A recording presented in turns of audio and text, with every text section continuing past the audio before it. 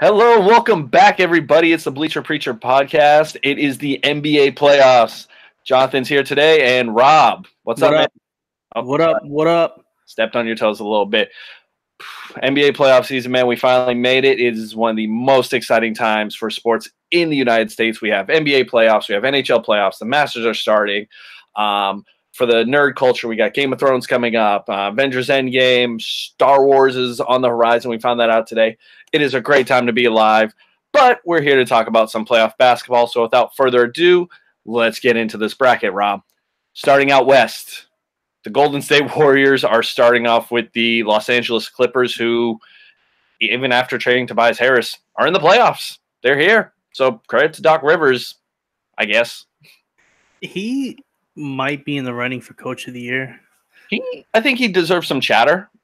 He's definitely gotten this team to play far above expectations because even before the trades, they were a borderline playoff team, and we even said we thought they were going to fall off after they decided to clean things up a bit. And yeah, they are. They've played well. They've been a good team. Yeah, since they traded away their best player, Tobias Harris. And then they went out, they fleeced the Lakers, they got Zubac, they got Landry Shamet in the deal that sent Tobias Harris out. He's going to be their starting two. Shai Gilgeous-Alexander has been getting more minutes. Patrick Beverley's still there. Danilo Gallinari. Montrezl Harrell. I love Montrezl Harrell's game. He deserves a spot on any team, period. They got a nice little nucleus. It's just there's no star there. Danilo's really good. He's played really good. He's just had some issues staying healthy and making every game. He will make every game in the playoffs. And really, it's just I look at the matchups. Beverley is going to cause hell for Steph Curry. Harrell is going to be a beast down low. He's going to be a handful for Draymond. He's going to be a handful for DeMarcus Cousins. But then at the same time, who's going to guard KD? Like, I really don't think Shai's going to guard KD. I don't want to see Danilo guarding KD. That I think KD is going to be the X factor of this series, and KD is going to have a big series. And I do think it's going to be a 4-0 sweep. I don't think it's just going to be a 4-0 sweep. I think each game is going to be decided by 20 plus. The only thing I could see slowing the Warriors down is, like you said, maybe Beverley gives Curry a little too much, to work with, too much problems. We saw what he did to Westbrook a few years ago, ran him into the scores table. Not saying it will happen, but it has happened in the past before. But let's be honest, no one can really guard KD one-on-one like that, and it's just a matter not if he wants to take over, but when he will. So I don't see the Warriors having any problems in this series whatsoever. Yeah, 100% sweep. Next up in the West, on that same side of the bracket, the Rockets, the 4 seed, are taking on a scrappy Utah Jazz team. And we saw last year that Utah is not an easy out by any means. And when they're playing at home, they are a much tougher team. And we're not exactly sold on Houston breezing right through this, are we? I don't think Houston is as good as they are last year. They're more James Harden dependent this year. And at the same time, I just don't think they're as good defensively. They're not just the personnel, but I think just their scheme defensively. Last year, they switched everything. They were a little bit more scheme based and they were a little bit more fearless on defense. This year, it's a little bit more scared on defense, in my opinion, for Houston. Now, if they are going to be 100% healthy, I think Chris Paul is going to have a big series. I think Chris Paul needs to have a big series for them to win. And I think that it's Utah series to win. I don't think Houston is as good, and I don't think Houston wins the series. I'm going with the upset, and I'm going with Utah. I think Rudy Gobert is the defensive player of the year that we mentioned in our awards show. And I think Rudy Gobert is a lot better offensively this year. He can do a lot more in the pick and roll. He can do a lot more as a roll man. He can do a lot more cutting to the basket. He can be more of a force on both ends of the floor than he was last year. I think Rudy Gobert is a lot better. I think Donovan Mitchell is a lot better than last year. Ricky Rubio, hopefully he's 100% fully ready to go because they're going to need him. I think Joe Ingles is better than last year. And I just think the Utah team is better than last year, and they're going to win this year. When I look at Utah, I think they have a good collection of guys that can frustrate James Harden, not necessarily stop him. You mentioned Joe Ingles, and he does just those little infuriating things to where, like, maybe he gets that extra charge call. You know, he's swiping, he'll be hacking at James Harden time in, time out, and I just think Utah has the ability to throw more looks and to be more of a night in, night out problem for Houston because, again, if they're Harden dependent and he's, shooting, 4 for 18, 6 for 22 from the field, you're relying way too much on him maybe getting to the free throw line, and who's going to pick up the slack? I know we like Chris Paul, but he's a year older. We saw him break down last year. Austin Rivers, I don't know. Do not count on Austin Rivers. That's the thing. Like, it gets really thin really fast. Like, you have Kenneth Faried who's playing, minutes for this team. PJ Tucker. I mean, these are, good rotational guys, but when you're being relied upon, when your star players start coming through, there's going to be issues. Yeah, and at the same time, there's a chance just, James Harden averages like 45 for the series and they win it in 5 or 6. So there's that. They do have the X factor in James Harden. So I don't count them out too much. But if I just had to put money down, I would take the better odds for a better payout and put money on Utah. But I think this series could go either way. I think this series is probably going to be the closest played series in the playoffs. I'm going with Utah in 6. I'll take the Utah 7. Utah in 7 probably. And then it'll be a very disappointing end for a very exceptional season for James Harden. But just a quick thing on Harden. I found out what club he created this past season? The 1,000 free throws attempted, 1,000 threes attempted, 800 free throws attempted. Absurd. Who takes 1,000 threes in a season? There's 82 games. If you play all 82 games and you average 10 threes a game taken, that's still like 200 short. What? That makes no sense. The man is breaking basketball in some regards. That's what makes him so special. Another intriguing matchup in the West, the 3-6 of Portland versus OKC. But we have some banged up players in this one. We don't know what Paul George is looking like for the Thunder, and the Blazers are going to have a hampered CJ McCollum and obviously are without Jusuf Nurkic as well. Even as a 6th seed, though, Oklahoma City is right now the favorite to move on. So does Portland have a chance to move on from OKC? It really depends on how healthy CJ is because they're going to need that second scorer.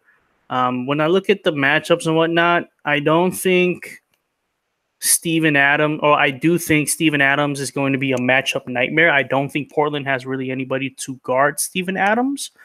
I think Adams is going to have his way boxing out, just being that nuisance, throwing elbows, setting screens, being physical, just playing not dirty, but just mucking the game up, just dirtying the game up, and Enes Kanter, Zach Collins, Myers Leonard, they're not good as Jusuf Nurkic. Nurkic was so important to this team defensively, so important to this team offensively. He had great hands. He was a great roll man in the pick and roll.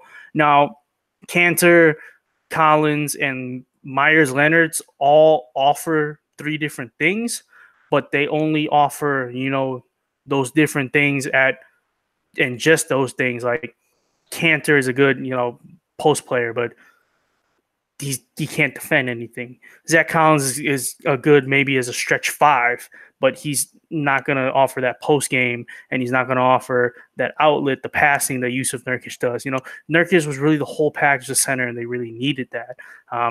Saying that, McCollum and Lillard need to average probably like 60 total. They both probably have to average 30 each for this team to go past OKC. And then this is without expecting Westbrook to be completely bonkers like he can be sometimes. And Paul George was an MVP candidate. And if he rediscovers how good he was in the first half of the season, this will be over pretty quickly. Just kind of looking at the supporting cast, I think I like OKC's a little bit more. You look at Dennis Schroeder, he's been a pleasant surprise for them as well. I like Terrence Ferguson. And I just think they're going to be a little bit faster, a little bit longer than Portland. And when I look back at their series last year against New Orleans, they looked slow and they looked out of sync a lot of times. And much change from last year to this year. And I think OKC is going to play the type of defense that New Orleans played last year, that up in your face pressure defense. They're going to try to get the ball out of Dame's hand, get the ball out of CJ's hands. And I like OKC in this. I really do. I like the matchup. I think OKC wins in a hard-fought 6 games. And I think it's going to be an entertaining series. I think we'll see a lot of games in the 120s, 130s. And, I went to a basketball game and a track meet broke out. So a lot of athleticism and a lot of fun on the court. So I'll also go with OKC in 6 as well, but would not be surprised if it's done by 5. Last matchup in the West, the 2-7, the Denver Nuggets taking on the San Antonio Spurs. Spurs back in the playoffs where they belong. I believe they own the longest postseason streak in the NBA right now. I'll have to double check that to be sure, but this is a very, very tough matchup because Denver was really good for most of the regular season. And, we talked yesterday the other day about our, how good we thought Nikola Jokic was. Did I say Nikolai? Yeah, you keep saying Nikola. Sorry to my Eastern European fans, but some of those names slip my mind. We'll just stay with Jokic. He was not only a MVP candidate, you saw him take over for this Nuggets team and push them into I don't want to put them in a contender spot yet, but when you're the 2 seed, you're kind of in that position now. So is this a world now where the Nuggets are title contenders? Title contenders is stretching it a little bit too far, especially when you're in the same conference as Golden State. Now, Jokic has been an MVP candidate. Jokic is a first-team All-NBA player, in my opinion, this year. All-Star, has taken the leap, is the leader. Who's the second guy, in that team? Jamal Murray is probably the second guy. Paul Millsap has a claim to be the second guy, but I think Millsap isn't as good as he once was, especially with Atlanta and Utah. I think he's gotten older as well. He's gotten injured. He's had a major injury last season, so he's not as good as he was. And the style of Millsap and the way he plays kind of doesn't really mesh too well with Jokic. Jamal Murray is probably the guy you peg as the number 2 guy. He can catch fire at any time and drop 50, but that's like a once-a-season thing that happens, in my opinion, with Jamal Murray. He's a little bit inconsistent scoring-wise. Gary Harris has had a bad season this year, but it's only because he's been injured. He's been injured on and off, and he hasn't really been, in rhythm. They have Will Barton, they have Malik Beasley, they have Monte Morris. They have really good guys, really good role players. But in this league, you need more than role players. You need 2 or 3 guys playing at an all-star level to really be a serious contender. And I just don't think they have that second or third guy that plays at all-star level. Now, saying all that, I do think they beat San Antonio, but I do think San Antonio probably takes a game or 2, especially at home. But I don't like Denver's chances moving forward. It's funny. I'm looking at Denver's roster right now, and it looks like a really good Spurs roster because, like you said, it's one all-star caliber player, then a slew of role players. And well, it's funny as you're naming off all those guys for the Nuggets. Isaiah Thomas is still stashed away on that team, but we don't know what that's looking like nowadays. I wouldn't play him. Monte Morris, Malik Beasley, and Will Barton, and Gary Harris and Jamal Murray, they all deserve minutes ahead of Isaiah Thomas. And there's really not enough room for Isaiah Thomas is what I want to say. Monte Morris came out of nowhere pretty much as a rookie to earn the minutes that he's earned, and he's a really, really good player. And, IT should not get Monte Morris's minutes. He doesn't deserve them this year. Now, I hope IT probably stays another year in Denver. He might not get the payday he's looking for, but he can be an asset for Denver. I just don't think it's this year. Miss you, IT for 3. Whew. If it's not going to be DeRozan or Aldridge, combining for 60+ each night, I just don't see how the Spurs can really push the Nuggets in this series. Like I said, maybe they get 1, possibly 2 if things break their way, but I don't see this going past 5. Definitely not. 5 or 6 games. I think the Spurs get 1 at least at home. At least 1 at home, but 5 to 6 games, Denver's going. All right, heading out east, the 1-seeded Milwaukee Bucks taking on the Detroit Pistons, who fell ass backwards into the playoffs. This series can't get over fast enough. So they're at such a disadvantage, like position to position. So like Reggie Jackson versus Eric Bledsoe, I take Eric Bledsoe 10 times out of 10 on that one. I don't think Reggie Jackson is as good a player as Eric Bledsoe is. And then we don't even know if Malcolm Brogdon is playing in this series, but that's okay because I think the Bucks win, single-handedly, even if Brogdon doesn't play this whole series and he gets back for the next round. Giannis is a matchup nightmare. They're probably going to play Blake on him. Blake is okay, but he's not going to be able to contain Giannis. Giannis is going to have a field day. And if they do use Blake to guard him and they have Andre Drummond, clog the lane and try to put a 2-man front up, Brook Lopez is going to have like 10 open threes a game. And he's going to pull him. He's going to shoot him. And if it's not Brook Lopez, it's Nikola Mirotic.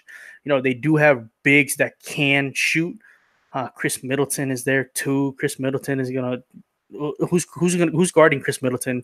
Bruce Brown. I like Bruce Brown. I mean, he's a good player. Luke Kennard, I guess Luke Kennard. There's not really a lot of guys there that wing presence. I think Detroit's always lacked the wings, and it's been a problem for a while. And it's just like I don't think they match up at all with Milwaukee. Milwaukee got the perfect draw. It's going to be 4-0, and the margin of victory is going to be like 16, 17 points a game. I think someone on Twitter said that they haven't found a wing replacement since Tayshaun Prince, so I had problems disputing that fact, but it's just this is Milwaukee's perfect draw. This is a very shorthanded and very limited team they're going up against. Or Andre Drummond, had he existed 15, 20 years ago, he would have been probably one of the best players in the NBA, but he's just looking like a man out of time right now. So good job to the Milwaukee Bucks getting the 1 seed. I 4 games easy. You're saying 4 games as well, so we'll wrap that one up right then and there. Boston, Indiana is the 4-5. The Celtics have had a very peculiar season, going up and down for most of the way, whether it's Kyrie Irving making backhanded comments, players not getting along. It's just been a whole slew of drama for the regular season, but their whole mantra has been, let's just get to the playoffs and figure it out from there.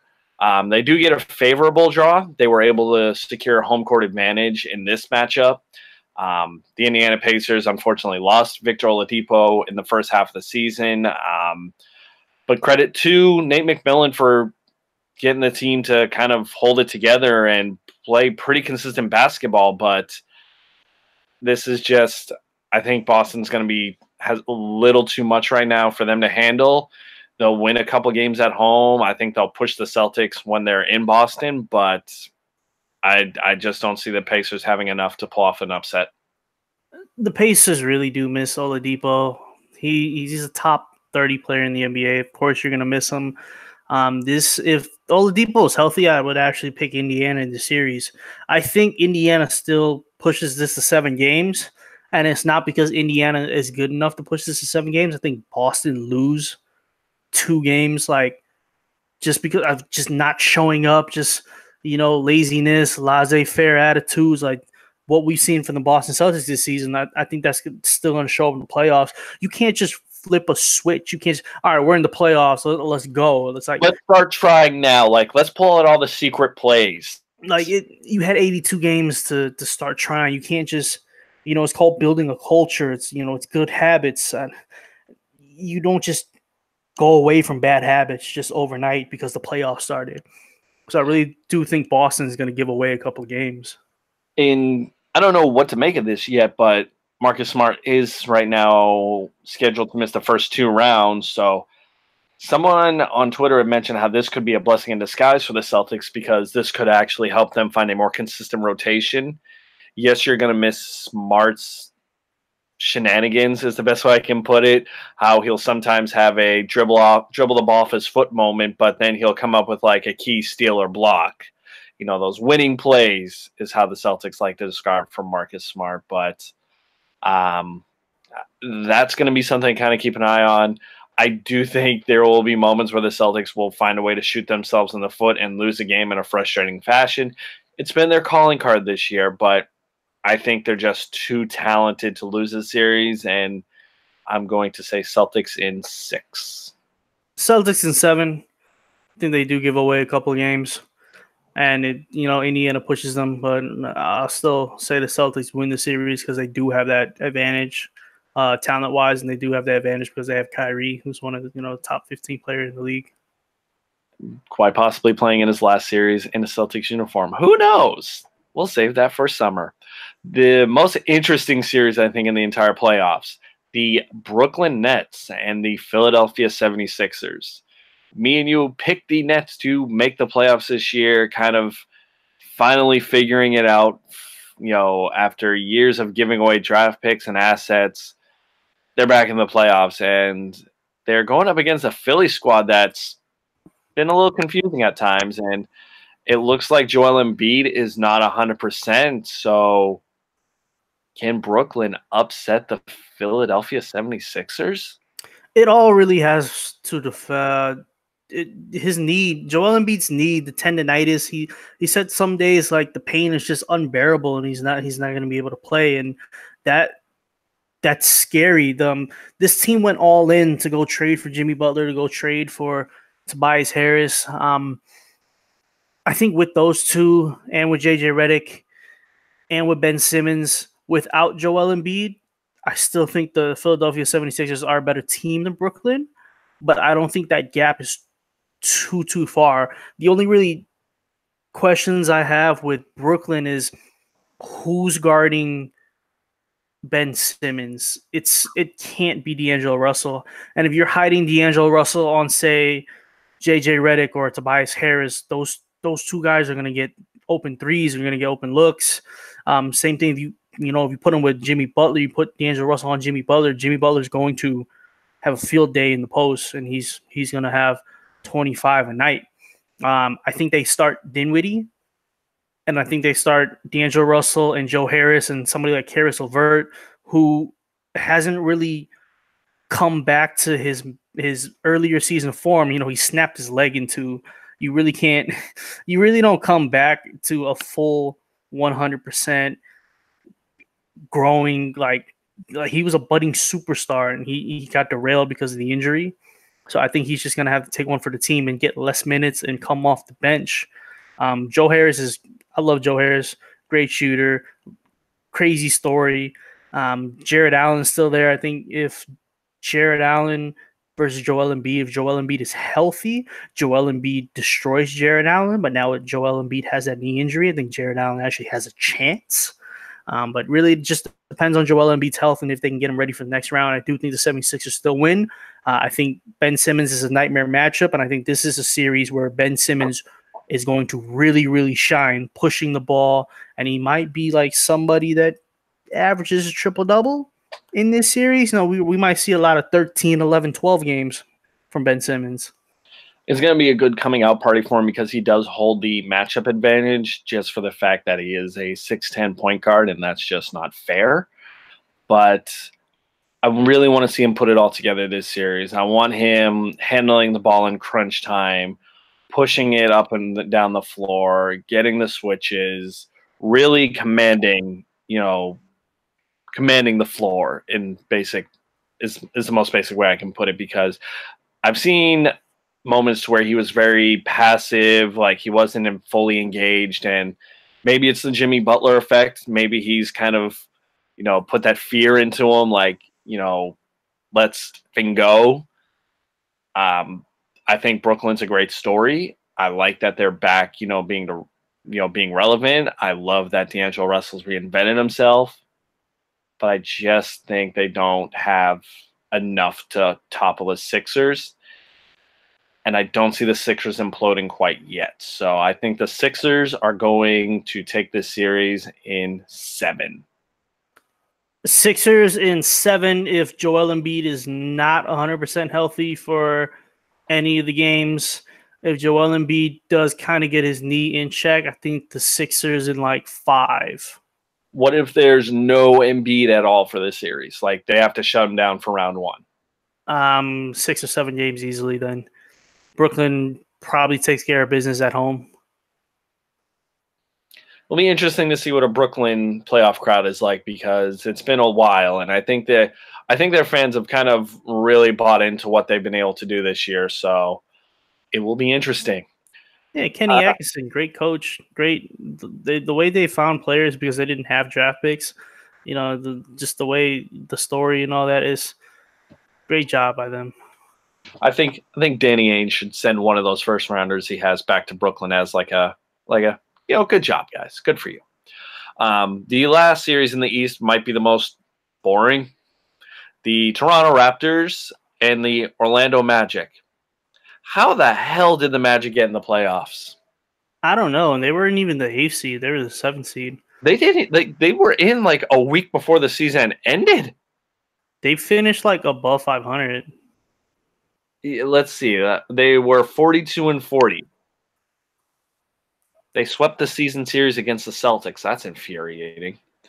I think they swept the season series against Toronto, but I don't think they went 2-2 against Toronto, but the 2 games they won, Kawhi did not play either. Kawhi and I think Kyle Lowry also didn't play in a couple of games, so they kind of got lucky. I don't want to say they kind of got lucky because you don't really get lucky. It's 82 game season for a reason, but I think they get blown out all 4 games in this. I don't think it's close. We're gonna look at a hot 4-0 from Toronto. I'm just looking at how Orlando can make this work, and it's just not there. Kyle Lowry is gonna have a field day against DJ Augustine. Maybe him and Terrence Ross. Oh, Terrence Ross, Jesus. Michael Carter Williams is on this team. Does he play minutes? I can look it up. Hold on. Let's see. Show totals. Let's see. Michael Carter Williams. Has not started, but he has 227 minutes logged this season. So he does play, just very sparingly. Wow. Michael Carter Williams, huh? Still in the league? He's like, people say there's poor versions of people. I think this is the homeless version of Ben Simmons. Is Markelle Fultz?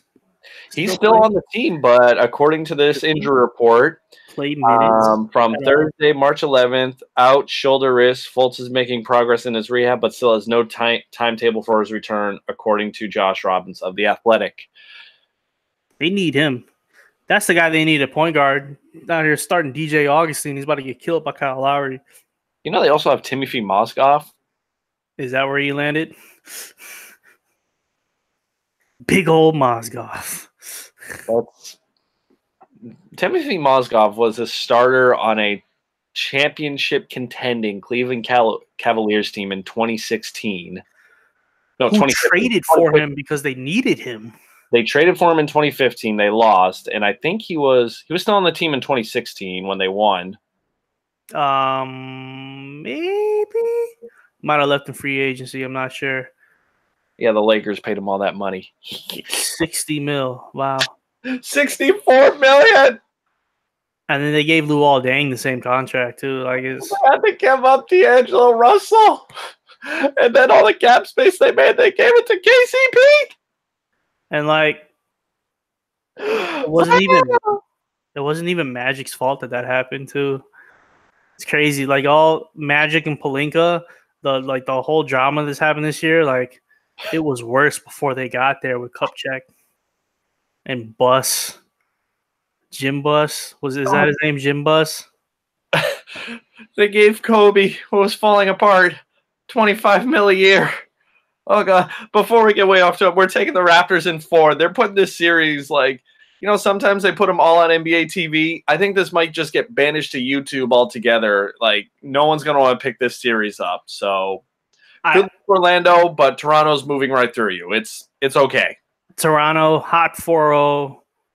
I will be tuning into Game of Thrones, not watching Toronto versus Orlando. I think the Raptors can get away with, like, let's let Kawhi have at least one game off. Like if it's game 4, they might actually do that. He might actually sit a game for load management in the playoffs, which would be hilarious to me. Like that would be the ultimate disrespectful move against Orlando. Like Toronto resting Kawhi in game 2 for load management. That'd be something else.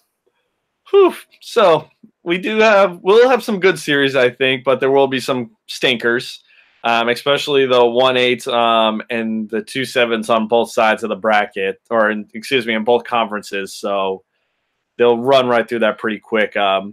Just to update the Lakers shenanigans that me and Robert were just talking about. Luke Walton and the Lakers have officially parted ways, and we're already hearing Ty Lue's name being mentioned in coaching rumors, which is just great. This is great. Yeah, you don't want Ty Lue as a coach. Also, Jason Kidd's name has been thrown around. Yeah, you don't want Jason Kidd either. Who's signing up for this? Is Byron Scott available? Are they still paying Byron Scott? I believe, if I'm not mistaken, Mike Brown, Byron Scott, Mike D'Antoni. Was Bernie Bickerstaff in this too? Was it JB? JB, they should actually go ahead and hire JB Bickerstaff. Really, honestly, like JB Bickerstaff would actually be an upgrade over. Well, not Luke Walton's a good coach. He was just in a bad situation. He was set up as the fall guy from day one, and that's. I think Luke Walton will land on his feet. He'll probably go to like Arizona or something and coach the college basketball team for a while. I think that'll be great for him. Hey, you be nice to the Phoenix Suns. No. Nobody? Nothing? Damn. Well, you just hate to see it. Any other playoff notes or things you want to touch on? Not too much. Looks like the playoffs are going to be marred by a lot of injury, and I just hope everybody's 100% so we don't get robbed of some good matchups. And lastly, your prediction for who is getting the throne? Milwaukee versus Golden State. Golden State in 5. I will. If I had to pick right now, I'm going to say give me Golden State over Toronto in 6. It's a Warriors dynasty, and we're just living in the middle of it. There's nothing we can do. Well, we can wait till next year when, KD's on a different team and Draymond's a big a year later in his career. Boogie's gone as well. Dynasties fall, just not this year. Just not yet. And I think that pretty much does it for this episode. Really, really going to be a fun playoff, I think. But, like you were saying, Rob, you just don't want that one or couple of injuries like that mars it. Last point, actually. Who's winning the Game of Thrones? It's going to be nobody. Everybody dies. We're going to have a very shocking, rough ending to the Game of Thrones, in my opinion. I have not seen a single episode. I watched a 20-minute recap video, and I am on board for watching this final season, not knowing or having any investment to all of this. Sign me the hell up. Wow. That's all I got to say is wow. And with that last wow, I want to thank you guys for tuning in to this episode of the Bleacher Preacher podcast.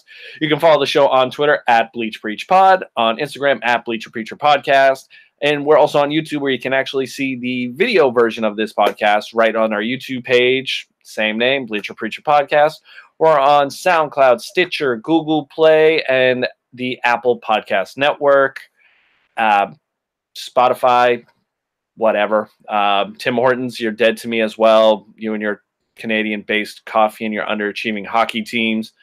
The Dunkin' Donuts here suck. They don't know how to make iced coffee right. The donuts are stale. I'm making coffee at home, and I'm trying to make myself breakfast more often. That's where I'm at right now. That's the new wave. We make our own coffee, homemade. Smells a lot better. Really gets your day going. And with that being said, thank you again, guys, and we'll see you later on in the playoffs. Peace. Keep forgetting my mouse.